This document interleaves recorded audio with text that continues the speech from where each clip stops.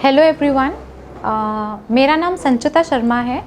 मैंने UP PCS 2020 में पहला स्थान हासिल किया है। ये मेरा दूसरा अटेम्प्ट था यूपी पीएससी में। पहला अटेम्प्ट मैंने 2019 में दिया था, बट उसमें मेरा प्रीलिम्स क्लियर नहीं हुआ था। उसके बाद मैंने ये सेकंड अटेम्प्ट दिया था और इसमें मैंने फर्स्ट रैंक हासिल किया है। तो मैं इस माध्यम से डीकेटी के थ्रू आप सबसे यूपीपीएससी की स्ट्रेटजी को शेयर करना चाहती हूँ। जैसे कि आपको पता है कि 2018 से यूपी का जो पैटर्न है यूपीपीसीएस का, almost it is aligned to UPSC. तो इसके सो मच सो दैट कि इसमें जो साइकिल भी है आगे पीछे ही है। मतलब जब प्रीलिम्स यूपीएससी का होता है तभी यूपी अपना कंडक्ट करवा रहा है, मेंस भी ऑलमोस्ट आगे पीछे ही होता है और इंटरव्यू भी अभी आगे पीछे ही है। तो इसलिए ये बहुत लो हैंगिंग फ्रूट है उन बच्चों के लिए जो यूपीएससी की प्रिपरेशन कर रहे हैं और जो अलग से भी सिर्फ यूपीपीएससी की ही प्रिपरेशन कर रहे हैं, उनको भी ज़्यादा एक अच्छी स्ट्रैटेजी से इस एग्ज़ाम को अप्रोच कर सकते हैं। तो मैं अपनी स्ट्रैटेजी को 3 पार्ट्स में डिवाइड करना चाहती हूँ। एक तो जैसे कि आपको पता है कि इसके 3 स्टेजेस होते हैं। पहला फेज होता है प्रिलिमिनरी एग्ज़ाम, फिर आता है मेंस का एग्ज़ाम और फिर आता है आपका इंटरव्यू स्टेज। तो सबसे पहले मैं आपसे डील करूँगी प्रिलिमिनरी एग्ज़ाम के बारे में। तो जो हमारा प्रिलिमिनरी एग्ज़ाम है उसमें 2 एग्ज़ाम्स होते हैं। एक तो जीएस का पेपर होता है और एक हमारा सीसैट का पेपर होता है। जो जीएस का पेपर होता है उसमें आपका 100 क्वेश्चंस आते हैं, 2 मार्क्स ईच। एंड जो सीसैट का पेपर है उसमें 80 क्वेश्चंस आते हैं और वो क्वालिफाइंग होता है। इसका मतलब है कि आपको सिर्फ 33% मार्क्स ही चाहिए और आप उसको क्वालिफाई कर सकते हैं। For IAS preparation, Muluka IAS is the only institute in the country to provide for granted prelims and assured mains. Friends, granted prelims का मतलब अगर आपका प्री क्लियर नहीं हुआ तो हम आपके पूरे पैसे वापस करेंगे। अश्योर्ड मेंस का मतलब अगर हमारे पढ़ाई में से 80% क्वेश्चन नहीं आते हैं तो भी हम आपके पूरे पैसे वापस करेंगे। फ्रेंड्स, आंसर राइटिंग और प्रीलिम टेस्ट सीरीज इंक्लूड करके आपका 17 मंथ्स का ड्यूरेशन है और ऑनलाइन की फीस है सिर्फ 35,000 प्लस जीएसटी। फ्रेंड्स, दूसरे टॉपर्स जैसे rank 4, rank 6, rank 8 and multiple other topper की तरह आप भी मुलुका आईएएस ज्वाइन करिए और अपनी सक्सेस अश्योर करिए। Thank you very much. तो प्रीलिम्स के लिए तो मेरी स्ट्रैटेजी ये थी कि जितनी भी हमारी बेसिक बुक्स हैं उसको कंप्लीट करना है। जैसे कि पॉलिटी के लिए जो लक्ष्मीकांत है मैंने वही पढ़ा था और इसके अलावा हिस्ट्री स्पेक्ट्रम से किया था जो मॉडर्न इंडिया वाला पार्ट है, और इसके अलावा जो एंशिएंट है वो आर.एस. शर्मा से किया था, मिडिएवल सतीश चंद्रा से किया था। और आर्ट एंड कल्चर के लिए एक बहुत नितिन सिंघानिया सर के नोट्स हैं जो काफ़ी अच्छे हैं, तो आप उनके हैंड रिटन नोट्स को फॉलो कर सकते हैं बिकॉज वो काफ़ी क्रिस्प हैं एज़ कम्पेयर टू द जो बुक है ना नितिन सिंघानिया सर की, तो उससे बेटर है कि आप हैंड रिटन नोट से पढ़ लीजिए। और इसके अलावा आपका इन्वायरमेंट जो है वो शंकर आईएएस की जो बुक है आप उसमें से कर सकते हैं। और साइंस एंड टेक्नोलॉजी के लिए ऐसा कोई स्टैटिक नहीं है, बट यूपी के लिए ना एक लूसेंट की बुक आती है, वो काफ़ी ज़्यादा क्वेश्चंस उसमें से आ जाते हैं। तो इसके अलावा आप इकोनॉमी है, और इकोनॉमी के लिए तो आप मैंने श्री राम के नोट्स पढ़े थे और कुछ मैंने अपने नोट्स भी बनाए थे, तो मैंने उसमें से पढ़ा था। तो ये तो रही कुछ बुक्स की बात, ये सबको ही पता होता है ये लिस्ट। इसके अलावा यूपी के लिए एक बुक आती है घटना चक्र, तो मैंने उसमें से काफ़ी ज़्यादा प्रिपरेशन किया था, खास करके जो फैक्ट्स थे, बजट जो आता है तो मैंने वो वहाँ से किया था। और जो स्कीम्स हैं गवर्नमेंट ऑफ यूपी की, और जो रिसेंटली जो वो प्लान्स ला रहे हैं नेशनल इवेंट्स भी, वो आई थिंक घटना चक्र में फेयर एनफ डिटेल में कवर होता है। और इसके अलावा घटना चक्र की बुक्स भी आती हैं, जैसे कि जो प्रीवियस क्वेश्चंस आते हैं। आई थिंक अब वो फैक्चुअल से थोड़ा सा तो यूपी का पैटर्न चेंज हो गया है, तो आप उसका रेफरेंस ले सकते हैं। तो आप उन क्वेश्चंस को देखिए और उनको थोड़ा प्रैक्टिस कीजिए, तो इससे आपको थोड़ा एक क्लैरिटी होगी कि क्या, एक कॉन्फिडेंस भी आएगा कि क्या आप क्वेश्चंस को सॉल्व कर पा रहे हैं कि नहीं। जेईई मेन में perfect 300 out of 300। DKT engineering पे जानिए कि मृदुल और सिद्धांत ने कैसे हिट किया ये target. DKT Engineering, a daily knowledge track platform for JEE aspirants. मैं स्टूडेंट्स को पर्सनली ये सजेस्ट करना चाहूँगी कि मेरी एडवाइस लेने से पहले आप जो प्रीवियस ईयर क्वेश्चंस आए हुए हैं यूपी में, प्लीज़ आप उनको एनालाइज कीजिए, खास करके 2018 ऑनवर्ड्स। तो क्वेश्चंस का लेवल बहुत अच्छा हो गया है, बहुत यूपीएससी के स्टैंडर्ड के आ गए हैं क्वेश्चंस कुछ तो ये तो मतलब ओवरऑल प्रीलिम्स की स्ट्रैटेजी थी। और इसके जो सेकंड स्टेज है वो मेंस की स्टेज है। तो मेंस में जैसे यूपीएससी में 4 स्टेजेस होते हैं, GS1, GS2, GS3 और GS4, तो यूपी में भी ऑलमोस्ट वैसा ही है। बस एक ये डिफरेंस है कि जो यूपीएससी है, यूपीपीएससी है, उसमें जो नंबर ऑफ मार्क्स एलोकेशन है वो थोड़ा डिफरेंट है। कुछ half of the questions are 8 marker and half of the questions are 12 marker, और टोटल नंबर ऑफ क्वेश्चंस जो होते हैं वो 20 होते हैं। तो GS1 जो है that relates to broadly history, art and culture, geography, society, और जैसे ग्लोबलाइजेशन हो गया, विमेन हो गया। और GS मतलब ये तो आपको वैसे सिलेबस तो आपको पता ही रहेगा कि क्या क्या है। तो मैं हर पोर्शन को जो मैंने इस बार प्रिपेयर किया था उसमें मैंने कुछ शॉर्ट नोट्स बना लिए थे, तो वो मुझे एंड मोमेंट पे रिवीजन के लिए बहुत हेल्पफुल हुए थे। और ख़ास करके जो स्कीम्स होती हैं, जैसे यूपी गवर्नमेंट की कुछ स्कीम्स थी, वो मैंने सारी ना एक तरफ लिख ली थी। तो लास्ट मोमेंट पे जब रिवीजन करना होता है और आपको कुछ स्पेसिफिक स्कीम्स डालनी होती हैं, जैसे इंफ्रास्ट्रक्चर से रिलेटेड यूपी गवर्नमेंट काफ़ी कुछ कर रही है, गंगा एक्सप्रेसवे बना रही है या गोरखपुर लिंक एक्सप्रेसवे बना रही है, तो ये सब चीज़ें ना आपको स्प्रिंकल करने में काफ़ी हेल्प करते हैं अपने आंसर्स में, और ये थोड़ा आपके आंसर्स को बेटर भी बनाता है।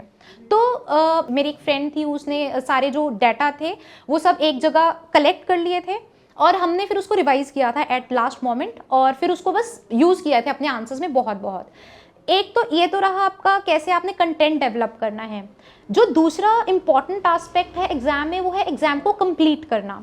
ये सबको पता है कि 20 क्वेश्चंस आते हैं, तो उन 20 क्वेश्चंस को कैसे कंप्लीट करना है with in that time frame, that is a challenge in itself.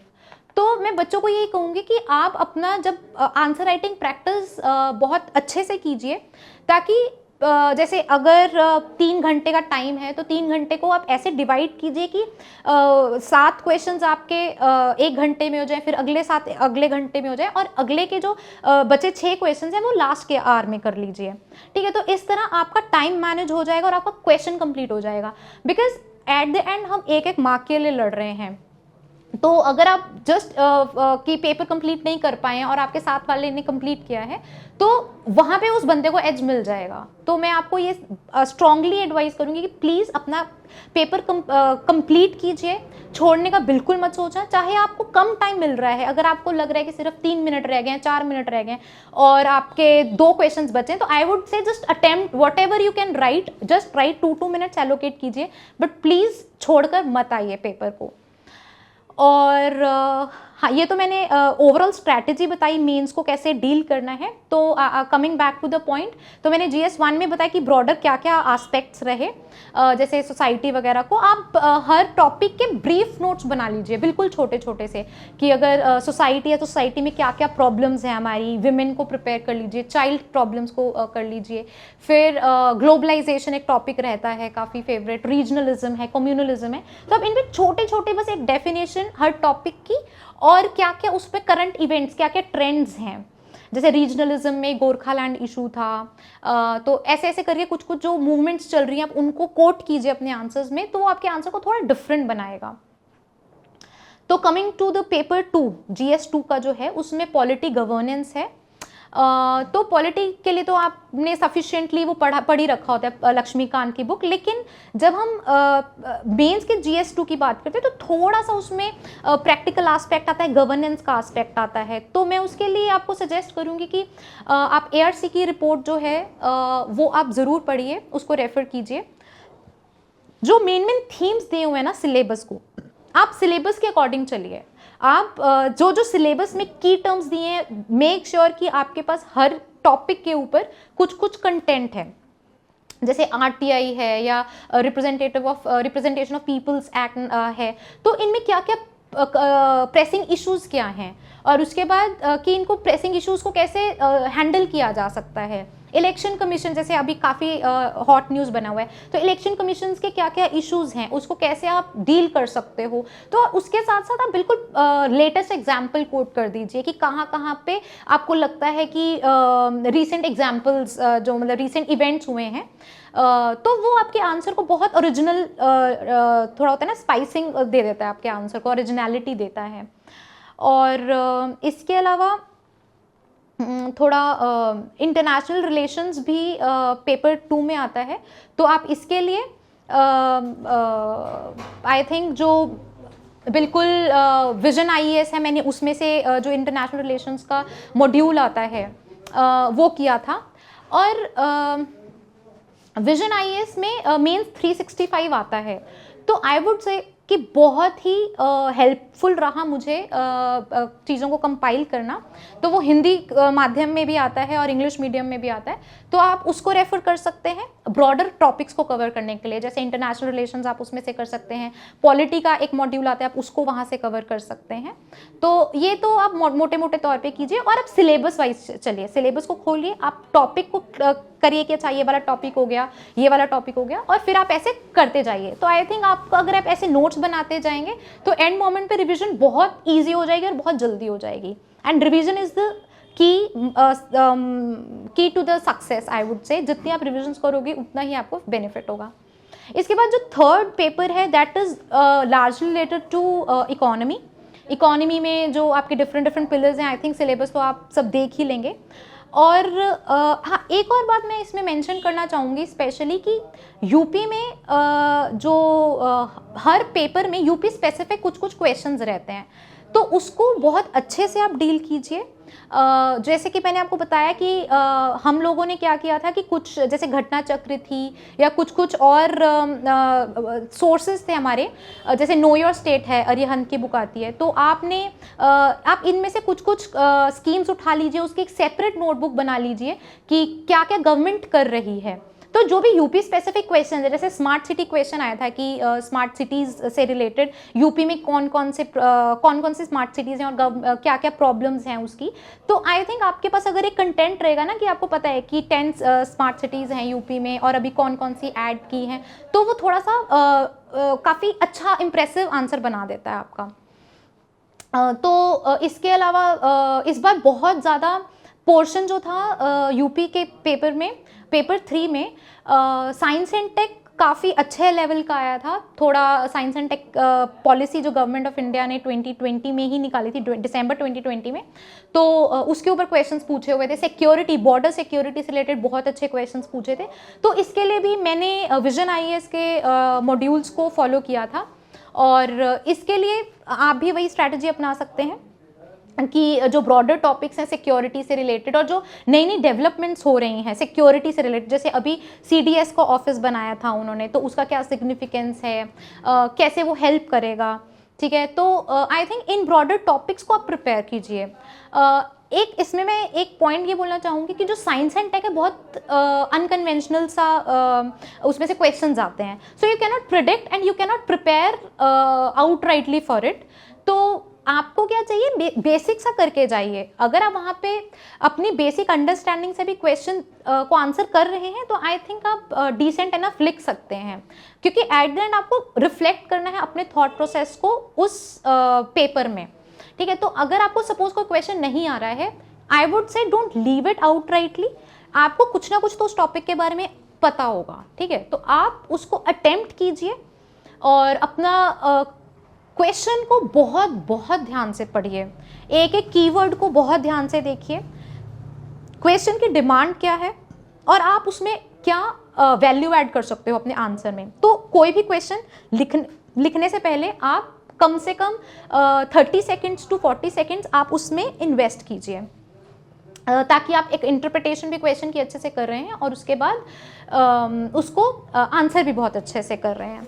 Because कभी कभी ऐसा होता है कि बहुत जल्दी में हम क्वेश्चन को कुछ क्वेश्चन में पूछा कुछ होता है, हम लिख कुछ और देते हैं और मार्क्स फिर हमारे सामने ही आते हैं। तो ये बहुत इंपॉर्टेंट है कि आप बहुत काम माइंड से क्वेश्चन को पढ़िए, बहुत कामली उसको आंसर दीजिए। और एक और पॉइंट मैं इसमें जोड़ना चाहूँगी कि आंसर लिखने की जो स्ट्रैटेजी है उसमें भी आपको थोड़ा सा इन्वेस्ट करना चाहिए। ऐसा नहीं है कि आप बहुत रैंडमली लिख रहे हैं। जैसे क्वेश्चन के 2-3 पार्ट्स होते हैं, तो आप पहले तो उस क्वेश्चन को डिफाइन कीजिए कि क्वेश्चन में पूछा क्या है, ठीक है। आप कुछ फैक्ट से स्टार्ट कर सकते हैं, जैसे अगर सपोज वाटर स्कार्सिटी के ऊपर पूछा है तो आप नीति आयोग की रिपोर्ट को कोट कर सकते हैं। आप ये बता सकते हैं कि per capita water availability India में कितनी है। तो ये आपका डिसेंट इंट्रोडक्शन बहुत ब्रीफ सा देना है। उसके बाद आप second part of the question में आ जाओ, जो मोस्ट लाइकली कभी इश्यूज पूछे होते हैं, कभी सॉल्यूशंस पूछे होते हैं, या क्या क्या चैलेंजेस आ रहे हैं उसको डील करने में, गवर्नमेंट क्या कर रही है। तो आप क्वेश्चन के अकॉर्डिंग अपने आंसर को फ्रेम कीजिए। अपने आंसर्स को बहुत वेग मत लिखिए, उसमें आप पॉइंट वाइज लिखिए पहले तो, ठीक है। प्रायोरिटी वाइज पॉइंट्स को लिखिए, ये ना हो कि आप बहुत हैपहैजर्डली अपने पॉइंट्स को मैनेज कर लिख रहे हो। तो जो सबसे इंपॉर्टेंट पॉइंट है सबसे ऊपर लिखिए, फिर प्रायोरिटी वाइज आप नीचे जाइए। और इसके अलावा एक और पॉइंट मैं बताना चाहूँगी कि अपने आंसर में जितना हो सके एग्जाम्पल्स डालिए। जैसे अगर गवर्नमेंट पूछ रही है कि how to handle water scarcity, तो आप बता सकते हैं कि कहाँ गवर्नमेंट जो लोकल मॉडल्स हैं, जैसे मेघालय में नॉर्थ ईस्ट का जो डोंगबुन सिस्टम है, या ये भागीरथी स्कीम है एमपी की, तो आप जस्ट राइट कुछ कुछ एग्जाम्पल्स के कहाँ पे लोकल पार्टिसिपेशन से क्या हो रहा है। तो ये आपका थोड़ा सा एज मिल जाता है, आपको एक पॉइंट एक्स्ट्रा मिल जाएगा, मे बी एक पॉइंट एक्स्ट्रा लिखने के लिए। और उसके बाद conclusion, very important, 1 liner conclusion लिखिए। और वहाँ पे आपने बस जैसे आपने स्टार्ट किया था वैसे ही आपने उसी थॉट प्रोसेस से आपने कंक्लूड करना है, वे फॉरवर्ड दे दीजिए। तो I think this would be decent enough approach to answer your questions. तो ये जो स्ट्रैटेजी आप सब पेपर्स में अप्लाई कीजिए। उसके बाद बचा आपका पेपर 4, GS 4 जो है, जो एथिक्स से रिलेटेड है। तो एथिक्स का जो पेपर है दैट इज़ मोर और लेस ओवरलैपिंग विद यूपीएससी का ही सिलेबस। थोड़ा सा ये डिफरेंस पैटर्न ऑफ एग्जाम में है कि यूपी में 20 क्वेश्चंस पूछे जाते हैं एथिक्स में भी। जैसे यूपीएससी में तो आई थिंक 14 क्वेश्चंस पूछते हैं, आप तो शायद और भी कम कर दिए। तो इसमें तो 20 क्वेश्चंस पूछे जाते हैं, और उसमें भी शायद सब पार्ट्स होते हैं। तो लेंदी होता है काफ़ी ज़्यादा एथिक्स का पेपर। और एथिक्स पेपर में भी मैं आपको यही बोलना चाहूँगी कि पेपर कंप्लीट करना बहुत बहुत इंपॉर्टेंट है। You can not afford to leave any question in ethics paper also. तो एथिक्स के पेपर में मैंने अतुल सर हैं, उनके नोट्स पढ़े थे। लुकमान IAS के कुछ कुछ नोट्स थे, मैंने वो पढ़े थे। और उसके बाद I think revision is very important of की टर्म्स जो है ना, सिलेबस उठाइए, की टर्म्स को देखिए, और आप ये देखिए कि क्या की टर्म्स को आप डिफाइन कर पा रहे हो कि नहीं कर पा रहे हो। डिफाइन कीजिए, एक एग्जाम्पल लीजिए अपने प्रैक्टिकल लाइफ से कि आप सपोज इमोशनल इंटेलिजेंस है, इमोशनल इंटेलिजेंस की डेफिनेशन आप लिख लीजिए। किसने कॉन्सेप्ट दिया था, डेनियल गोलमैन ने, आप वो लिख दीजिए। क्या कॉम्पोनेंट्स, आप वो लिख दीजिए। आई थिंक 3 लाइन में आपका ये सब आ जाएगा। उसके बाद आप प्रैक्टिकल लाइफ से एग्जाम्पल्स दीजिए, अपनी लाइफ से एग्जाम्पल्स दीजिए। और एथिक्स जो है ना, ये बेसिकली आपका टेस्ट कर रहा है एडमिनिस्ट्रेटिव एक्यूमेन, राइट, कि आप कितने एथिकल हो while you are in administration. So it's very important that you write your answers as an administrator. It should not be like it should not seem like very like एक layman answer कर रहा है उसको, ठीक है। तो इसके लिए मैं आपको ये बताना चाहूँगी कि quote the examples from life of administrators. जैसे ई गवर्नेंस रिफॉर्म्स आए हैं, कर्नाटका के बहुत अच्छे ई गवर्नेंस मॉडल है, तो कौन सिविल सर्वेंट वो लेकर आया, आप उसका नाम कोट कर सकते हो। पब्लिक सर्विस डिलीवरी हम देखते हैं बहुत ज़्यादा इम्प्रूव हुई है कुछ कुछ स्टेट्स में। फिर NGOs ने कहाँ कहाँ बहुत अच्छा काम किया है, केरला की कुदुमश्री मॉडल है, तो आप इनको कोट कीजिए। उसके बाद पब्लिक सर्विस का जो है वो, जैसे अभिषेक पल्लव हैं, छत्तीसगढ़ के IAS ऑफिसर हैं, तो कैसे उन्होंने ट्रस्ट डेफिसिट को कम किया bye enhancing the public service delivery amongst tribal population. तो ये कुछ कुछ गवर्नेंस मॉडल्स हैं जो बहुत हैंडी होने चाहिए आपके हाथ में, और आप इनको यूज़ कीजिए अपने पेपर में जितना हो सके। एंड एग्जाम्पल्स दीजिए, की टर्म्स को यूज़ कीजिए, transparency, accountability, answerability, these key terms should be reflected in your answers. कि ये वाला it should not be very vague but to the point. और केस स्टडीज़ को ये तो मैंने आपको ओवरऑल बताया। इसके अलावा जो एथिक्स का पेपर है वो 2 पार्ट्स में डिवाइडेड होता है। एक पार्ट तो है जो जनरल थ्योरेटिकल पार्ट है एथिक्स का, और जो दूसरा पार्ट है that relates to the case study. उसके बाद जो केस स्टडीज़ हैं उसमें आपने अपने जो क्वेश्चन है उसको आप कैसे इंट्रोड्यूस कर सकते हो, write the stakeholders, write what the case study actually relates to, कि मतलब पूरे सेंट्रल थीम क्या है जो आपको केस स्टडी प्रोवाइड कराई गई है। उसके बाद आप एनालिसिस कीजिए जो क्वेश्चन में पूछा गया है। अगर एथिकल डायलेमास हैं आप उनको डिफाइन कीजिए, उनको बताइए कि ये एथिकल डायलेमास हैं, आप कौन सा किस हर प्रॉब्लम जो हर चॉइसेस हैं आपके सामने दोनों का प्रोज एंड कॉन्स बताइए, और फिर आपका क्या सोल्यूशन है। तो you should write very innovatively कि अंदर से आए, like it should not look like very theoretical answer. आप ये सोचिए कि अगर आप उस सिचुएशन में होते, एक्चुअली होते, तो how would you react, and if you are a person of integrity, definitely the answer would be aligned to the administrative ethos और कॉन्स्टिट्यूशनल वैल्यूज से आपके अलाइंड होंगे आंसर्स। तो डोंट राइट वेरी थ्योरेटिकल, बहुत simple lucid लिखिए, crisp लिखिए, but keywords डालिए, ठीक है, चाहे वो आपका केस स्टडी है, चाहे वो आपका दूसरा पेपर है, दूसरा पोर्शन है, सेक्शन ए है। तो ये तो मेरा मेंस का जीएस का पोर्शन का स्ट्रैटेजी था। और ऑप्शनल जो मेरा केमिस्ट्री था वो मैं दूसरी वीडियो शेयर करूँगी उसके लिए, तो मैं उसमें अपनी डिटेल्ड स्ट्रैटेजी बताऊँगी ऑप्शनल को लेकर। एंड जो मेरी थर्ड स्टेज है इस एग्ज़ाम की, that is related to interview. तो देखिए हर स्टेज जो है एग्ज़ाम की, it tests certain parameter in you, right. जैसे जो प्रीलिम्स स्टेज है that demands more about your factual knowledge, it demands how clear you are about the facts you have read, how confident how good guesswork you can do। और इसके लिए बहुत ज़्यादा ना रटने की ज़रूरत नहीं है, डिसेंट अंडरस्टैंडिंग से आप क्वेश्चंस को एड्रेस कर सकते हो, ठीक है। जो मेंस की स्ट्रैटेजी है उसमें आपको थोड़ा कम पढ़ना है, लेकिन आपका ज़्यादा जो टेस्टिंग हो रही है वो एक्सप्रेशन की हो रही है, कि आप कितना अच्छी तरह एक्सप्रेस कर पा रहे हो अपने थॉट्स को। और जो थर्ड पार्ट है उसमें I think I mean interview, उसमें आपका नॉलेज फर्स्ट स्टेज और सेकंड स्टेज में चेक हो चुका है। थर्ड स्टेज में they are checking your personality. Personality से मेरा मतलब ये है कि how good a person you are as an administrator.